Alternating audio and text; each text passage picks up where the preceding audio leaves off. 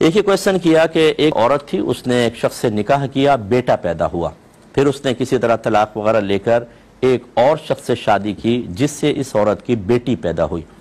اب کیا اس لڑکے اور اس بچی کا نکاح آپس میں ہو سکتا ہے یا نہیں ہو سکتا؟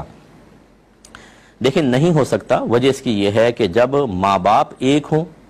یا ماں ایک ہو یا باپ ایک ہو، یعنی جیسا یہاں ہے کہ ماں ایک بچہ اسی عورت سے ہے، دوسرا بچہ اسی عورت سے ہے، باپ چاہے دو ہیں، لیکن یہ دونوں جو ہیں بچے یہ آپس میں اس ماں کی وجہ سے بہن بھائی بنیں گے،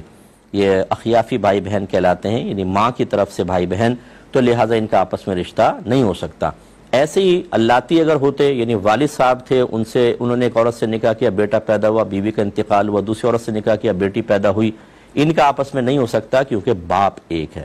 ہاں اگر یہ صورتحال ہوتی، یہ ایک جوڑا ہے، یہ ایک جوڑا ہے، ان کے بیٹا پیدا ہوا، ان کے بیٹی پیدا ہوئی،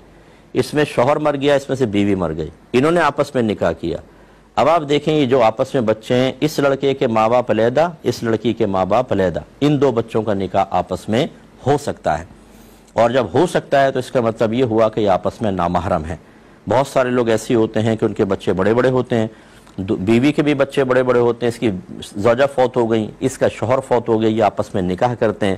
تو بچے بھی قریب آ جاتے ہیں، یہ سب آپس میں نامحرم ہیں، ان کو ایک دوسرے سے پردہ لازم ہی ہوگا، سامنے نہیں آ سکتے، اور ان کا آپس میں نکاح ہو سکتا ہے، یہ ذرا ذہن میں رکھیے گا۔